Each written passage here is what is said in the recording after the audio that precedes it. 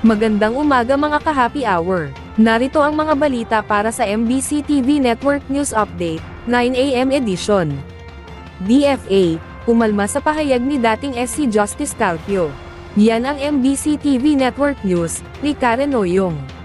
Umalma ang Department of Foreign Affairs o DFA sa naging pahayag ni dating Supreme Court Associate Justice Antonio Carpio sa isang television interview kung saan sinabi nitong tinutulugan ng kagawaran ang trabahong iprotesta ang pag-angkin ng China sa halos kabuuan ng South China Sea gamit ang 10-dash line nito. Sa panayam kay Carpio ng Billionaire News Channel o BNC noong nakaraang Biyernes, sinabi nitong dapat gamitin ng Pilipinas ang Biodiversity Beyond National Jurisdiction Agreement o BBNJ Agreement na kilala rin bilang High Seas Treaty na ang pangunahing layunin ay i-regulate ang mga karagatan sa labas ng national jurisdictions kasama na ang mga karagatan sa loob ng Exclusive Economic Zone o EEZ ng High Seas. Ayon sa DFA, malinaw ang nakasaad sa 2016 Arbitral Award kung saan sinabi nitong incompatible ang 9-dash line ng China sa UNCLOS at wala itong dalang legal na puwersa.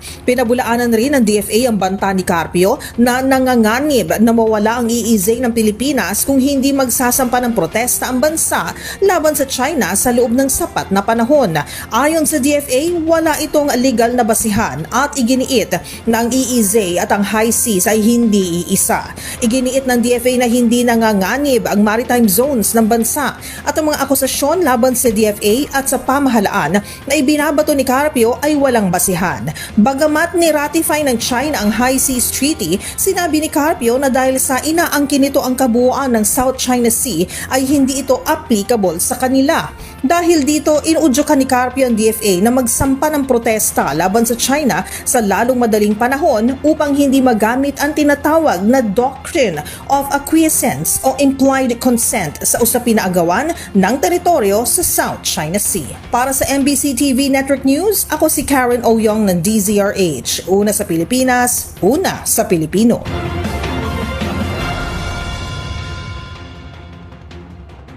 Sa iba pang balita, 13 senador, present sa special session, Cayetano Block, no show. Present ang kabuuang 13 senador sa isinagawang roll call sa pagbubukas ng special session ng mataas na kapulungan ng Kongreso kahapon, naging daan ito para ideklara ang quorum sa kapulungan. Dumalo sa sesyon ang mga senador na kaalyado ni Senador Sherwin Gatchalian kabilang sina Senador Juan Miguel Zubiri, Bam Aquino, Vicente Soto III, Panfilo Lacson, J.V. Ejercito, Rizzo Hontiveros, Kiko Pangilinan, Lito Lapid, Erwin at Raffy Tulfo, gayon din si Senador Francis Escudero na kumalas kamakailan mula sa Cayetano Block.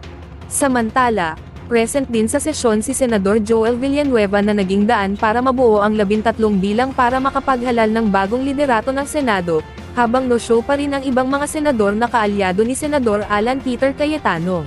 The Honorable Senator Aquino, Senator Cayetano Alan, Senator Cayetano Pia, Senator De La Rosa, Senator Ejercito, Senator Escudero, Senator Estrada, Senator Go, Senator Ontiveros, Senator Lacson, Senator Lapid, Senator Legarda, Senator Marcoleta, Senator Marcos, Senator Padilla, Senator Pangilinan, Senator Soto III, Senator Tulfo Erwin, Senator Tulfo Raffy, Senator Villanueva, Senator Villar Camille, Senator Villar Mark, Senator Zubiri, Senate President Pro Tempore Gatchalian.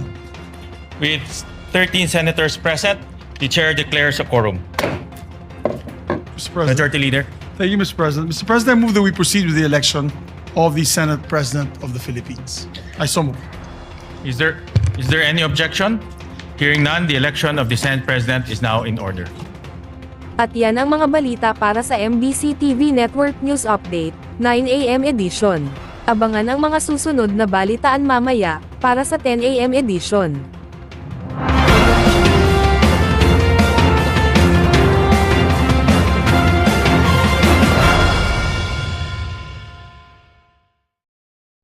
Mga ka-happy hour, kung gusto mong manood ang mga balita sa MBC TV Network News Update, mag-subscribe sa aming YouTube channel, i-like ang aming Facebook page, at i-follow sa aming TikTok account.